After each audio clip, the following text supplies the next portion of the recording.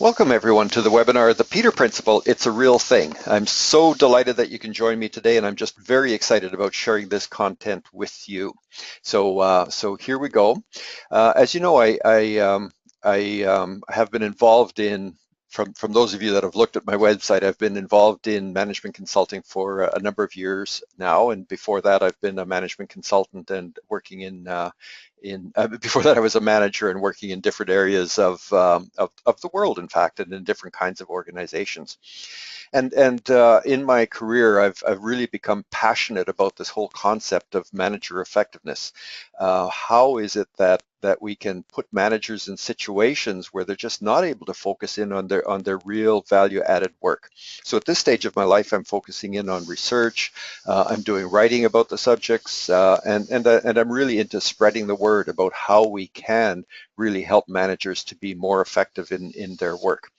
And I do help organizations do that. So I have opened the consulting practice Effective Managers, where we work with CEOs, heads of HR, and senior executives to help improve performance in organizations. So enough about that. On to the content. The main question and the starting point today is, can everyone on my team be a top performer? And sadly, I do have to say that not always. There are some situations where individuals are not going to be a top performer, or may not, in fact, be suitable for that role. So the point of the session today is to think about what some of the underlying causes are that lead to less than top performance, how you can avoid getting someone in that situation, because it's not good for you and it's not good for the individual. And if you do have someone in that situation, what are some of the things that you can do to try to turn that around with them? I'd like to point out and remind you, I know some of you did log on to our November webinar, which was kind of part one in this, and there we talked about managerial success and what I call the secret to managerial success. It's available on our YouTube channel, so you can go back and listen to that. But what I would like to do is just in the next few minutes is just give you a quick summary of that session, because I know many of you were not able to attend that session, and I want to make sure that we're all on the same page in terms of doing that. So in terms of the session that we had the last time around, we started with strategy. So 70% of strategies fail to achieve desired results. That's research that's been published in Harvard Business Review by a number of different researchers. Kotter most recently has done some research into that one with his company, Kotter International. And there's just no denying that for whatever reason, organizations aren't able to achieve their strategies. They're very good, in my experience. Organizations are pretty good at developing strategies. Where they're falling down is in their ability to implement it. And our own research at Effective Managers reinforces that. We find that managers only spend 55% of their time on value-added work. So if you think about value-added work, that's the work that the manager themselves are able to do at their level in the organization. And it includes things like their managerial leadership work. So if 45% of their time, almost half of their work week, is spent on stuff that isn't really added value from the position that they're in, no wonder there are issues in terms of strategy implementation. We'll talk about that a bit more. I would love to talk to you about the research, but I could spend the whole hour doing that. So what I've done is I've put on, uploaded here to this webinar, this paper, Are Your Managers Effective? So you will see a link to that on the right side of your screen. So if you'd like to have that paper, you can download it. If for whatever reason you can't get the technology to work, it's also available on my website. So please do feel free to go there and to download that to learn more about the research if you're interested. So then if we think then about managers not being able to focus in on their value-added work, it really does come down to be a question of balance. So how do I, as a manager, balance those three, what I have identified as three aspects of their important work? One aspect is what I call the day job. So my job description work and continuous improvement of that. So this is the stuff that I come in and I've just got to produce output for the organization. And that's fair ball, and that is one of the aspects of value-added work. The second aspect are around change projects. So very often managers are delegated work. It could be a project, it could be something to do with strategy execution. So these tend to have constraints in terms of timelines, quantity, quality, and so on. So they're fairly focused kinds of tasks and activities. And the third one, and this one often doesn't even make the list, is managerial leadership. So managers throughout the organization also need to be able to focus in on their managerial work. So the question then, as you see on the headline of this slide, is how do we get the right balance between those three areas of work?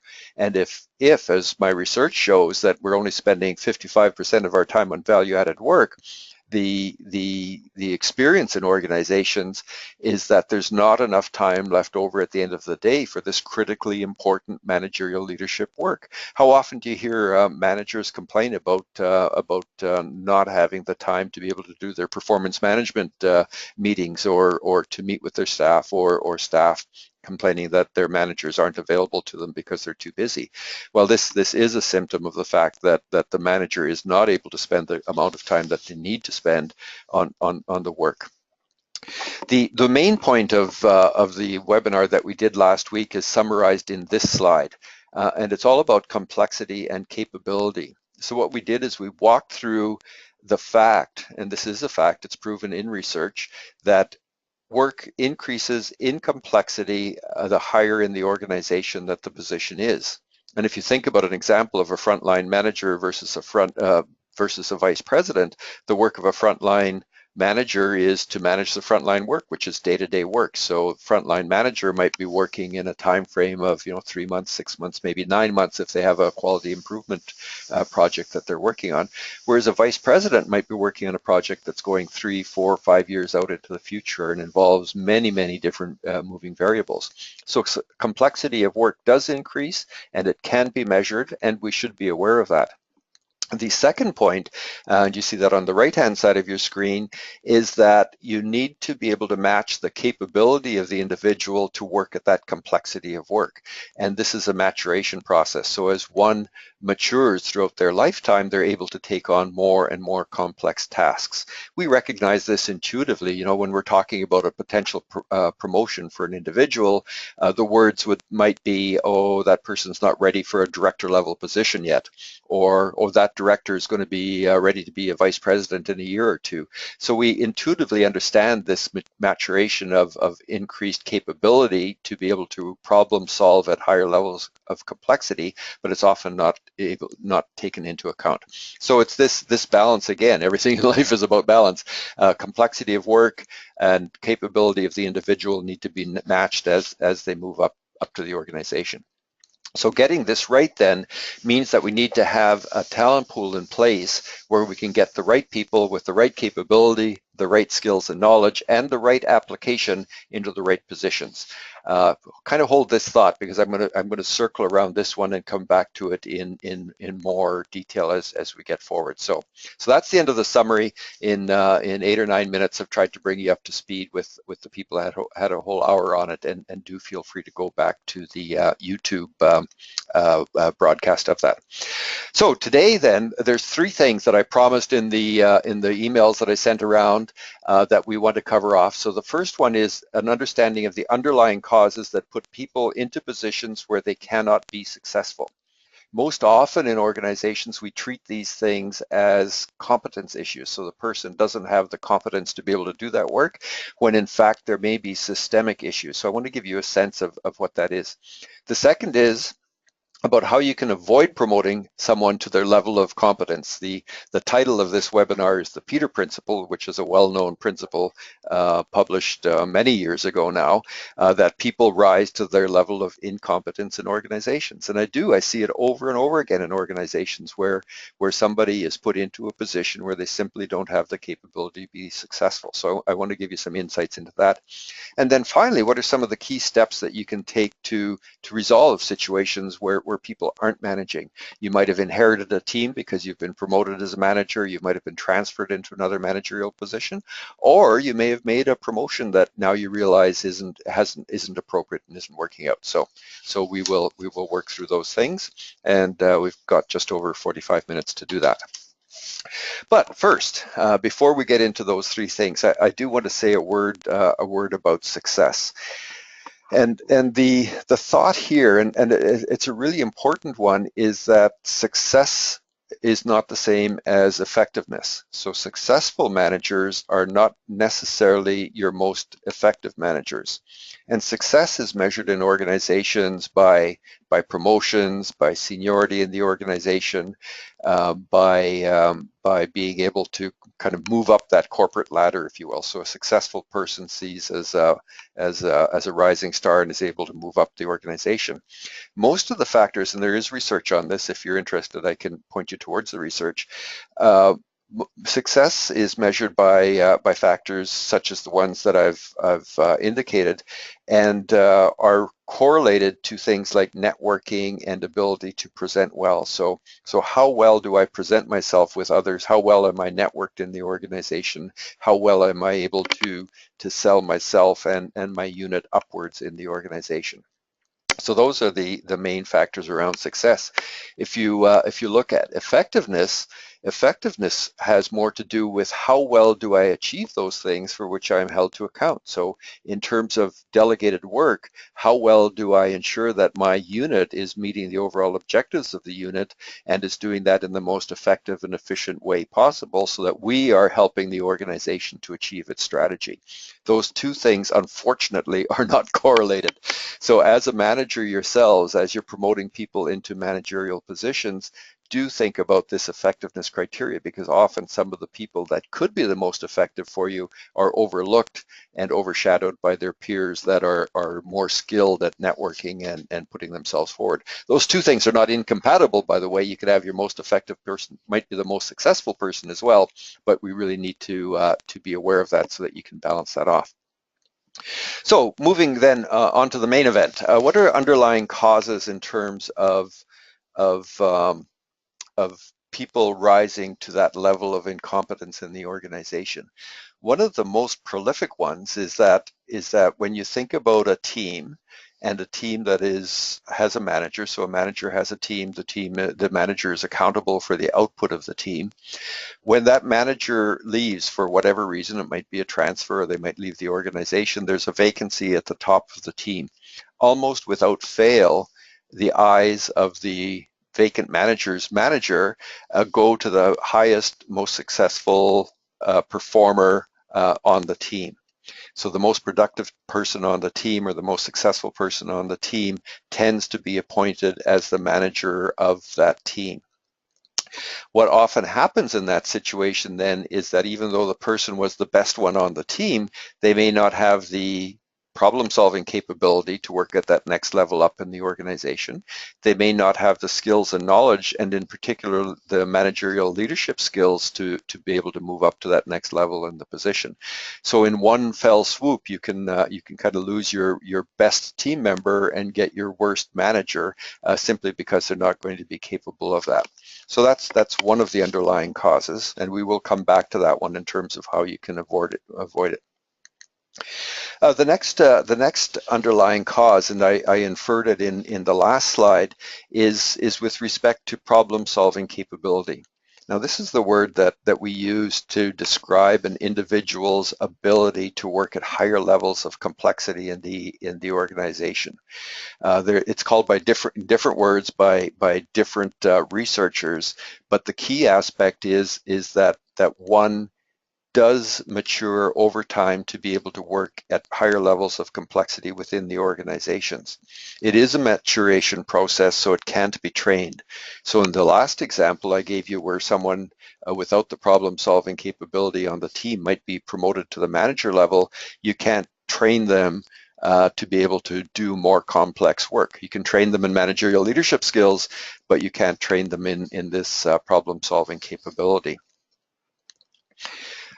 The other area that there may be issues is in the area of lack of skills or knowledge, and the issue in this area is that in many organizations a lot of time and effort goes into competency frameworks, and competencies are very, very good for figuring out where people can be successful in functions. So, you know, I have competencies, I've got skills, technical skills, knowledge in finance, so I can do well in accounting. I've got them in operations, so I can do well in the operations areas. And we wouldn't think to look for competency skills for finance in when we're posting someone into an operational position and vice versa. So it's pretty clear that way. But when we think about levels in the organization, the competency frameworks tend not to be very helpful. And the reason for that is that they don't differentiate on this problem-solving capability as you move up the organization.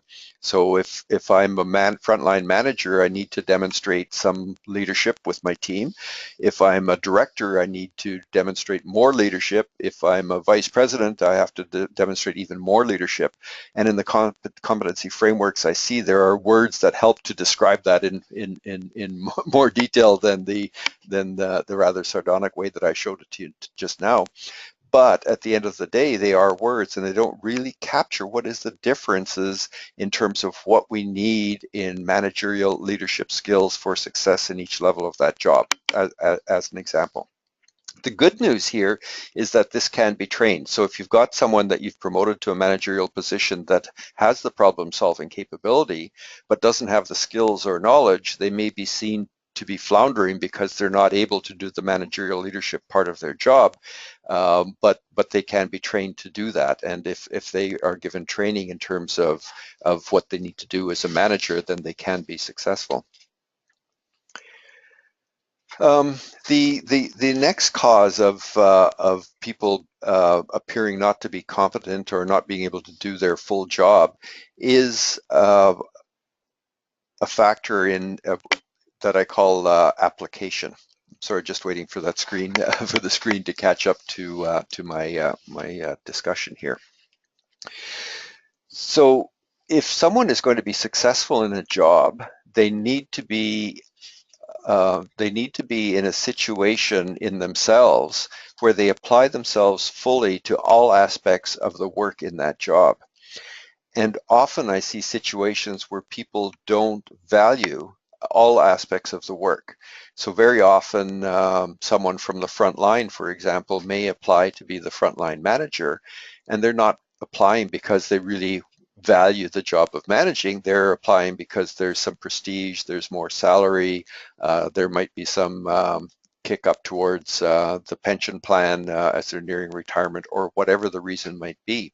So they get into the job, and even if they have the problem-solving capability, so they're able to work effectively as a manager in terms of complexity of work, if they don't value this managerial job, they're not going to apply themselves to it. And those of you who are in HR see this all the time. You see the managers who simply don't have the meetings with their employees. They don't fill in their performance appraisal.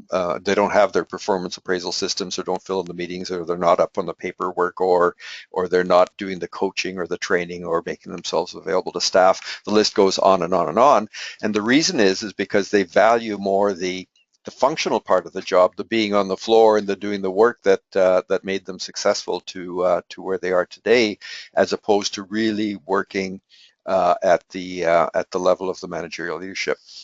So in terms of the overall approach, then, to identify why someone is not one of your top performers, we need to think about what their capabilities are in terms of problem-solving capability, in terms of skills and knowledge, and in terms of this application factor, so that you can then do a diagnosis of why they're not being successful.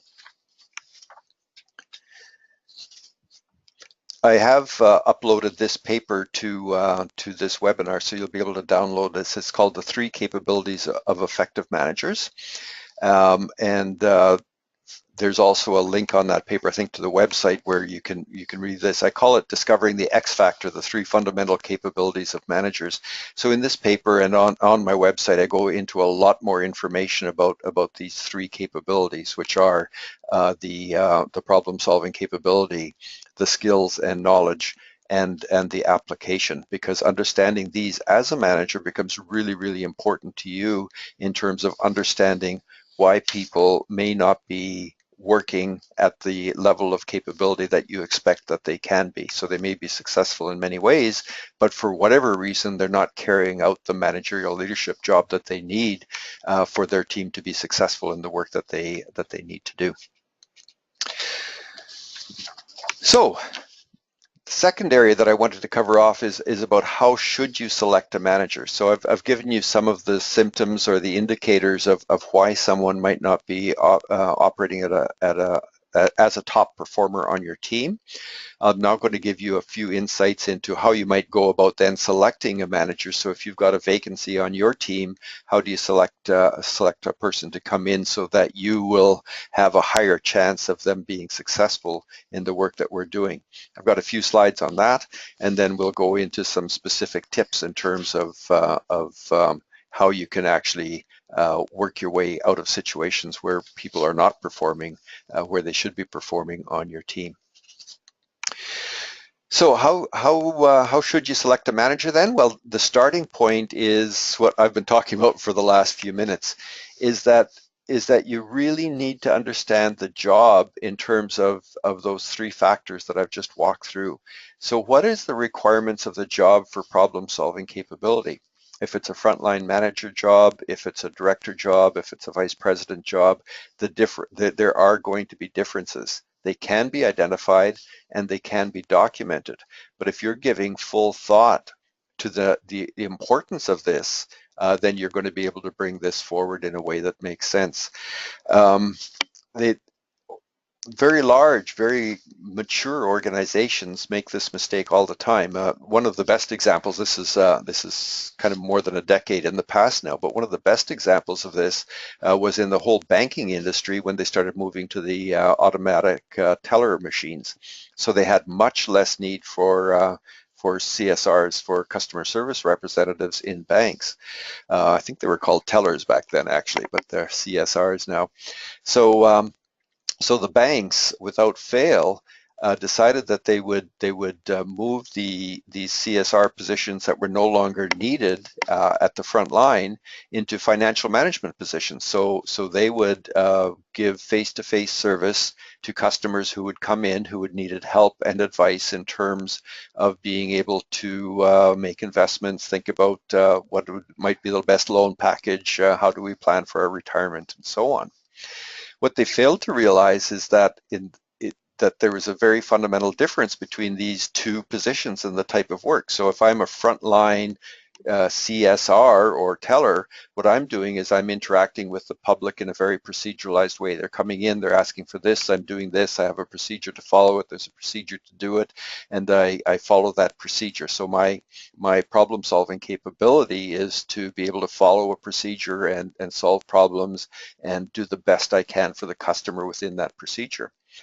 The job that they were moving the CSRs into was the next level up. It was a professional level position where an individual needs the next highest level of problem solving capability, which is an ability to gather information from a wide variety of sources, gathering information from the individual about their investment patterns, their incomes, their desires, their retirement plans, and so on, and then recommend to them a package or an approach which would be the most useful for them. If you're on the front line, there's a finite number of decisions. You follow the decision tree until you get to the end. If you're doing this financial services work, it requires that diagnostic capability. There's an infinite number of potential solutions, so you have to gather as much information as required, diagnose the solution, present that to the customer, and then work through with them what the best solution might be. So the plan of the banks, to get back to the story, is really then to train people to do this financial services job, but you can't train someone in problem solving capability. So we had many years there where we had people that were just failing at problem solving, failing at the financial management job because they were trying to use the procedures that they'd learned on the front line to solve problems, which really required a diagnostic capability that they did not have.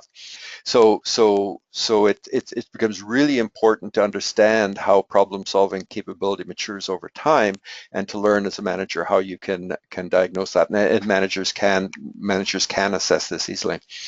The right skills and knowledge it becomes very important as well. And the reason that the skills and knowledge is important is that I'm concerned that that the job is properly documented in terms of what are the specific skills that are required for someone to be successful, and the specific knowledge that they require to do that for all aspects of the job, including the managerial leadership. And again, as I mentioned earlier, and I won't bore you by saying it again, that the competency frameworks in most organizations that I've seen really don't give you the differentiation that you need as manager to be able to do that. And then the third one is to have the right application in terms of what are those aspects of the job to which this individual, if they're to be successful, must value so that they will apply themselves fully. So if you're hiring someone into a sales job, you would hope that they would value getting out there and being in front of customers and engaging in conversations and being very outgoing and extroverted. If you're hiring a manager, you would hope that person would know managerial leadership skills and would value interacting with their subordinates, giving them coaching, training, motivating them, leading them, supporting them, clearing the way for them so that they will be successful. If you don't document those things in terms of what are required for success in the job, the odds are that you're going to miss out on that when it's time to put the position in place. So once you've got the requirements of the job well documented, then you can start thinking, what about the capabilities of the individual to be able to do that job? So it's kind of the yin and the yang. What are the requirements of the job? And then what are the capabilities of the candidate? And then you can use your judgment in terms of finding that balance between what are the requirements that are the requirements of that job for success in the position versus the capabilities of the individual to do that job. As you and I both well know, it's never perfect. So we never have situations where well, I shouldn't say never, but almost never do you have a situation where you have the perfect candidate that scores 100% on every dimension that you want. So there are often trade-offs to be made. But the question for you as the manager or the manager of managers is to figure out where those trade-offs are so that you can be sure that the person has the ability to be successful. So when you think about that match then between the requirements and the capability of the individual, there are different potential solutions. So the first question is, do they have the problem-solving capability required for the job? This is a yes/no for the level of work. So if they don't have that problem-solving capability, they're not going to be successful. Don't put them into that job because they're not going to be successful at that job. Do they have the skills and knowledge? Look at all of the dimension. If they're only missing one or two aspects of the skills or the knowledge that they need for that job, it can be trained. I applied for a job in Switzerland and worked with the International Red Cross in Geneva for a few years. I had some rudimentary French, being trained in Canada, but not very good French, and yet French speaking was the part of the job. I was skilled at all other aspects. It was an international organization redesign project that I was working on. So I had those skills, and they wanted those skills and said, well, we can train them up on French. So they sent me to French school and I learned French. I'm not sure how good I am at French anymore, but anyway, at that point I was trained and was able to function. And then application, well, that depends. Why might the person apply or not apply themselves to that position really becomes a judgment call. So you have to focus in on questions that will help you understand whether the salesperson will value selling, whether the manager will value managing, whether the accountant values working on the books and so on. So then, as a manager, if you can really, I call it solving the puzzle. So for every member of your team, if you can get the right alignment in terms of these factors and have all of the people lined up, imagine the payoff that you can have. It's not easy. It's a lot of work, but the payoffs really and literally are huge. So just before I move on to the practical tips, I want to take a bit of a tangent here just just to give you some sense of how the organization should approach this, because I know some of you on here are quite senior in the organization, heads of HR in some places, or senior executives.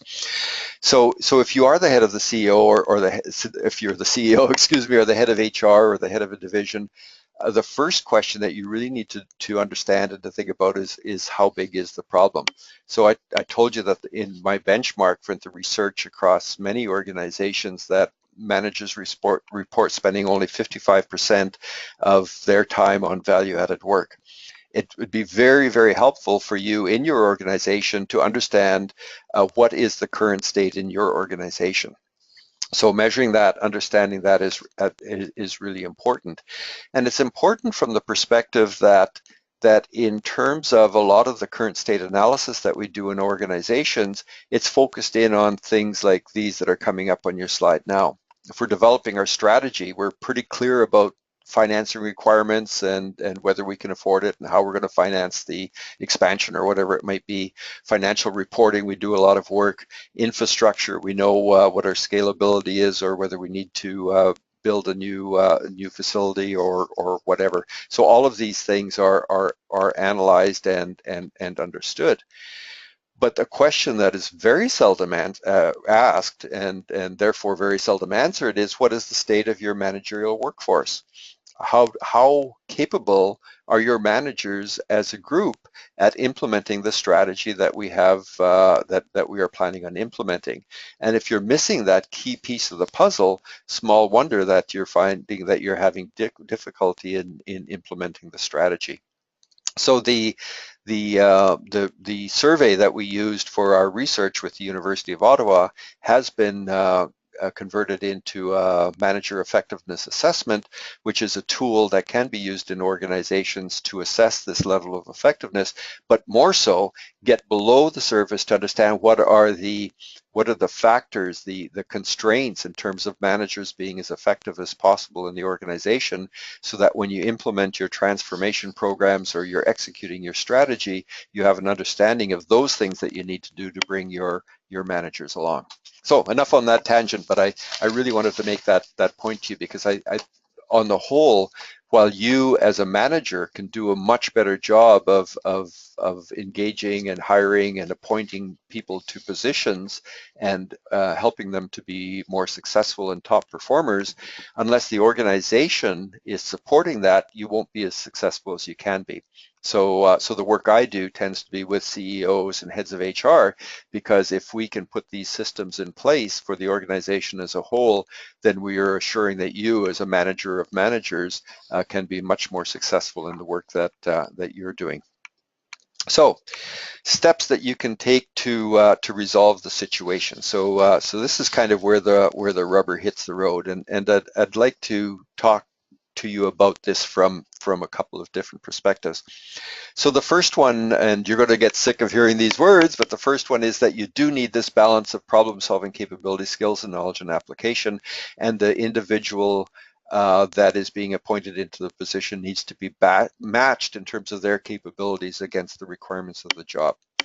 So if you don't get this right, what may appear to be a manager failure may in fact be a poor fit to role issue. The other is that these things are role dependent. So they're driven by the level of the role, which is the problem-solving capability or the complexity of work, and the managerial requirements of that particular position and the nature of the work of that particular role. So we get, I'm sorry, excuse me.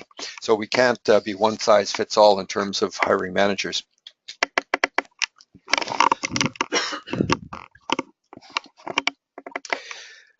So there are some key steps. I'd like you to have a quick look at this slide, though, because I see this situation in many organizations where level 3 managers, typically with the title director, but sometimes senior manager, are put in this situation.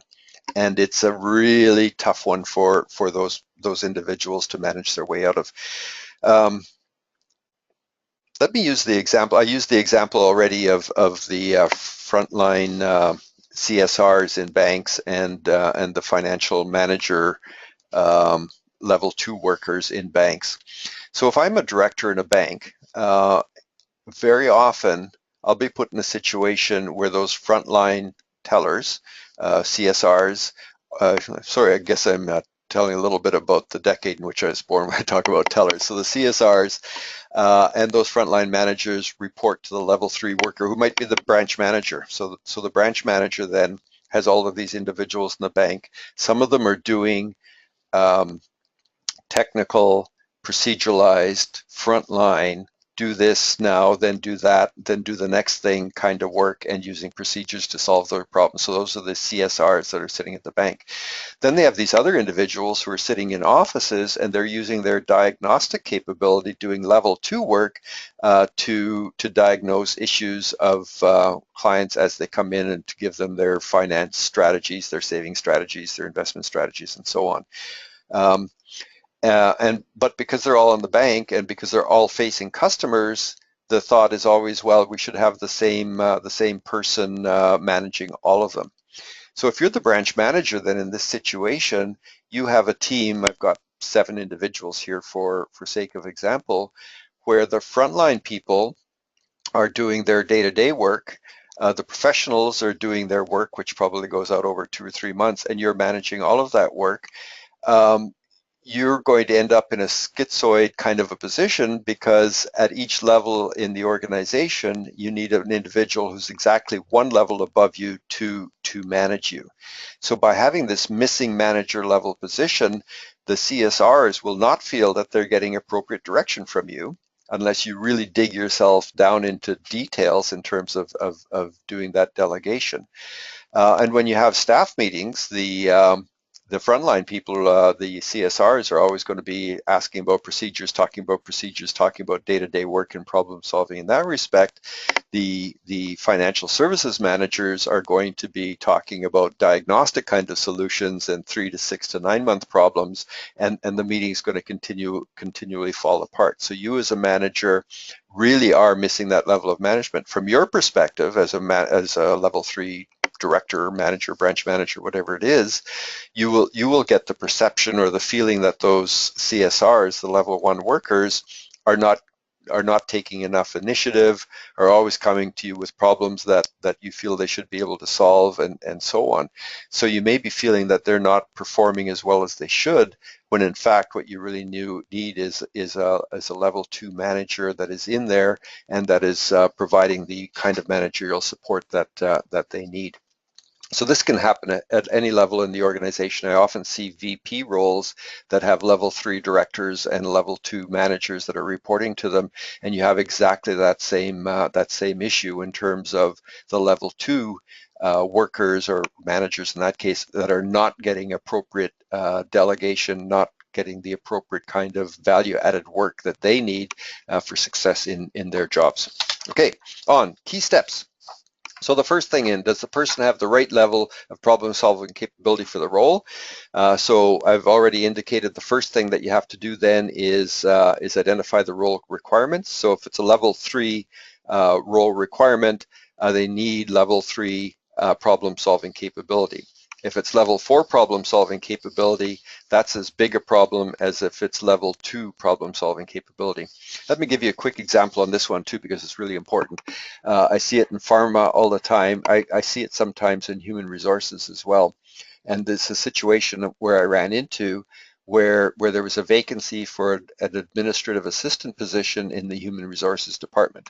So they put out the posting, they interviewed a lot of people, and one of the really bright, talented people that came in had training as a human resources professional. So they had their certification, they wanted to get into human resources, but they had not, in that job market, not been able to find a professional level position. So they applied for the administrative assistant position, and the head of HR thought, well, they're overqualified, sure, but they'll be able to bring a lot of value to the job. We're only paying the administrative assistant salary, so we're getting really good value for our money. So they engaged the person. So what do you think happens in that situation? Does that person who has problem solving capability for level 2 work really value the administrative assistant type of work, which is the day-to-day proceduralized, make these copies, print this report, get those materials together. No, they don't. That person was always aspiring to do the professional level job and was always looking for opportunities to be going to meetings, to be involved at the professional level. So the placement was not successful because they put a person with level 2 capability into a level 1 job. And in pharma, I see that all the time where they overhire because they have lots of money. So they'll put PhDs into entry-level bench chemistry kinds of jobs, and the person is always wanting to figure out how to do it better instead of follow the procedure. So it's really important in both directions that you get that match of the problem-solving capability of and the complexity of work. So if the person doesn't have the right skills and knowledge for the job, then the steps that you need to take to do that job are really looking at what are the gaps between what are the skills for the job and what are the capabilities of the individual. So it's kind of like I talked to you about in terms of hiring the individual, but the person's already in role. So you need to kind of go back to that step about what are the requirements from your perspective for success in the job, and what is that person's actual current capability in terms of knowledge, technical skills, social processing, and managerial leadership skills. And by identifying those gaps, then you can identify the training program or the learning on the job program to really help them to be successful in that job.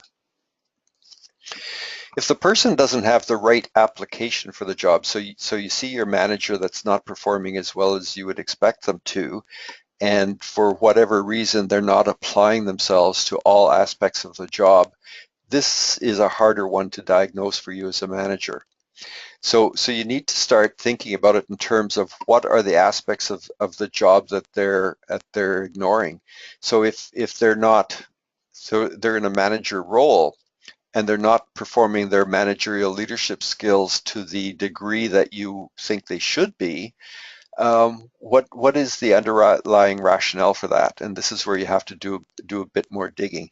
They may not be doing the coaching and the leadership and holding the meetings and doing the leadership activities that they need to because they don't have the capability to. So they're comfortable and know they can be successful doing the work one level down.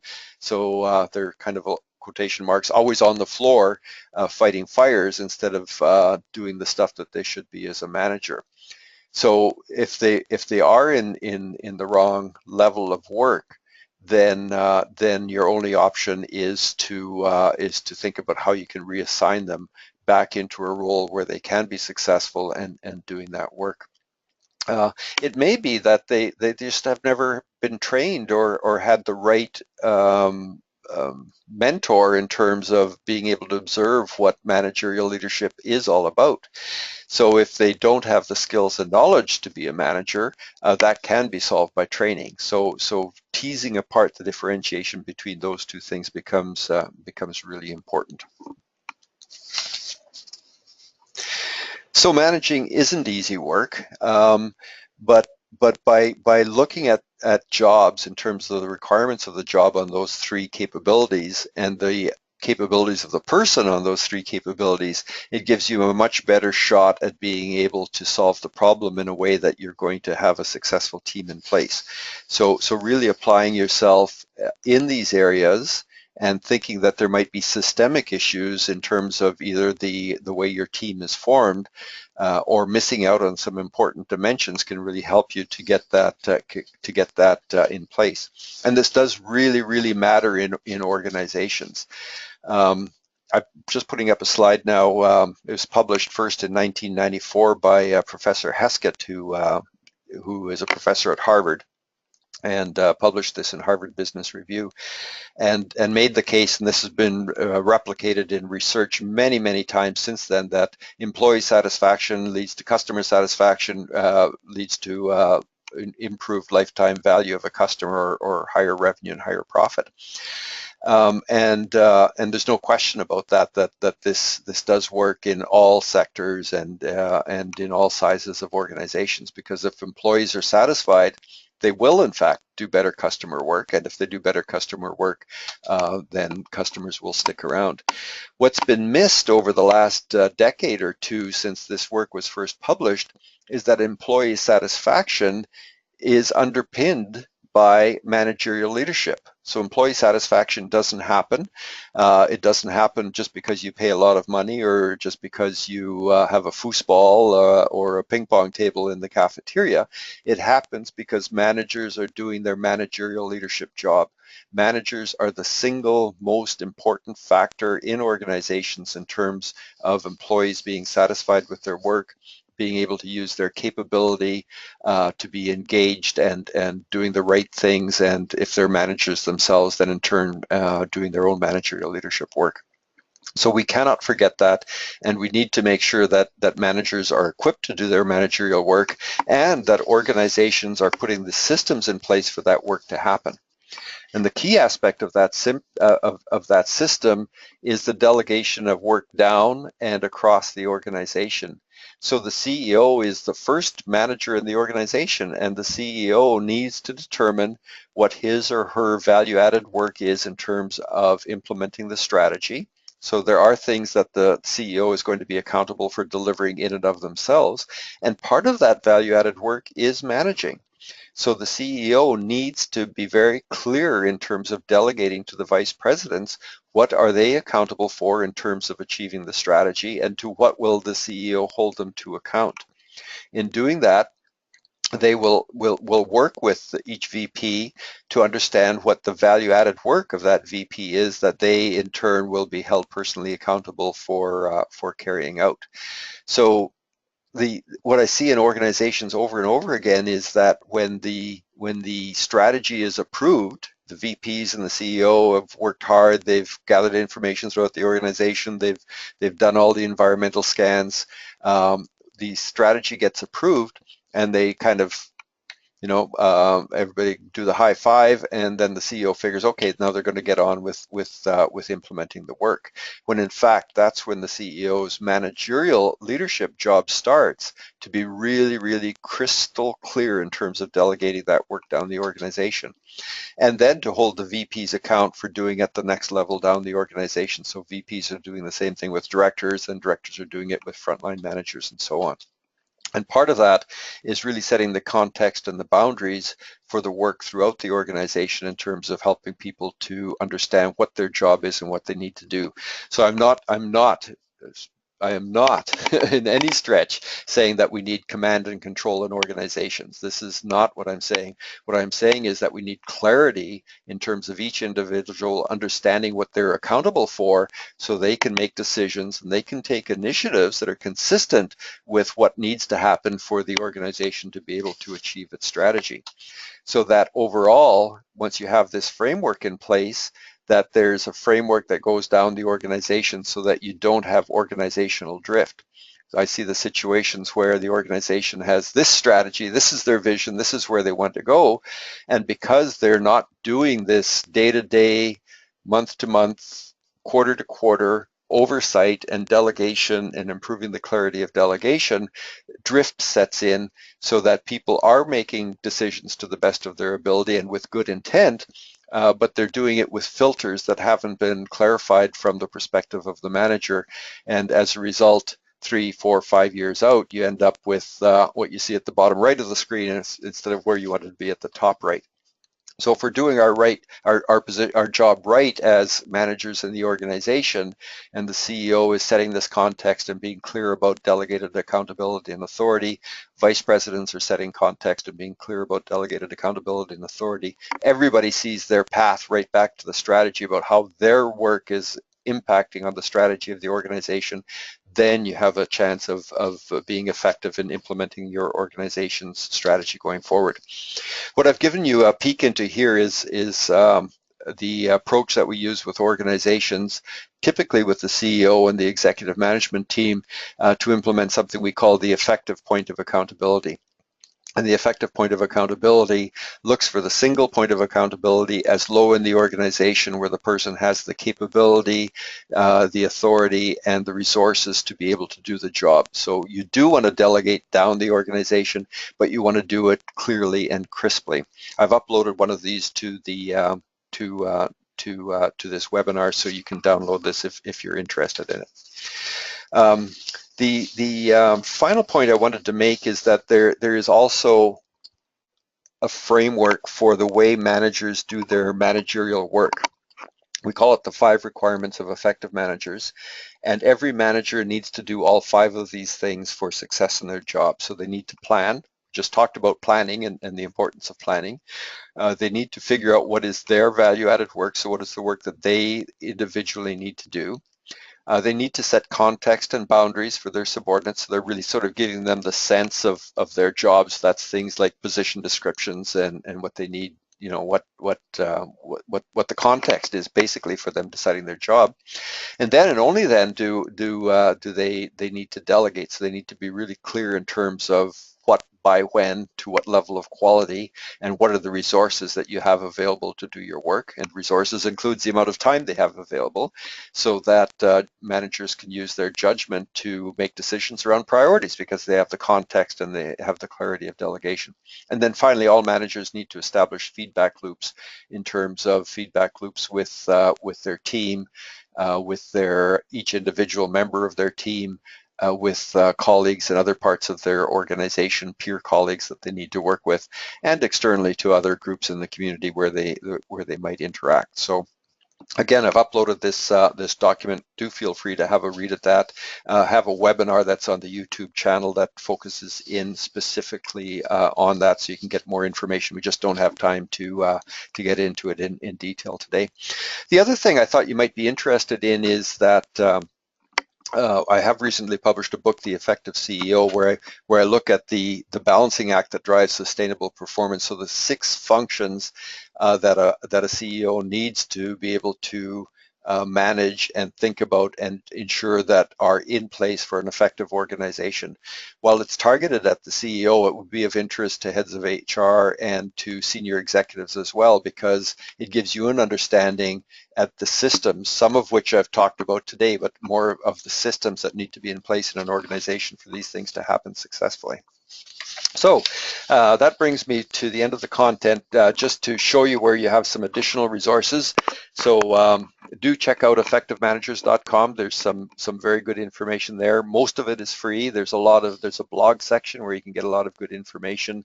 There's a couple of paid pieces, one of which is the effective point of accountability, but this is your free copy that's now available through this webinar. And also do check out the YouTube channel. Every one of the webinars that I've published or put on place over the last couple of years has been recorded, is there. So if you want to get more information about things like the 5 requirements, like performance appraisals, this one that's on the top of the screen, Are Leaders and Managers Different? It's a moot point. There's also a couple of videos there. I've taken excerpts from some workshops that I've done. One of them is on leaders and managers, where we use TV programs like Jeopardy and Survivor to demonstrate why how managers are perceived in such ill light. You know, managers, when you watch those shows, are not very well respected. And the question is why? And when you think about your best manager, the best manager you've ever had in your life, think about how praiseworthy that individual is.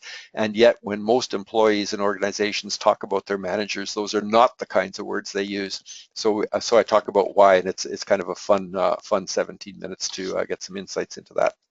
So that brings me to a close.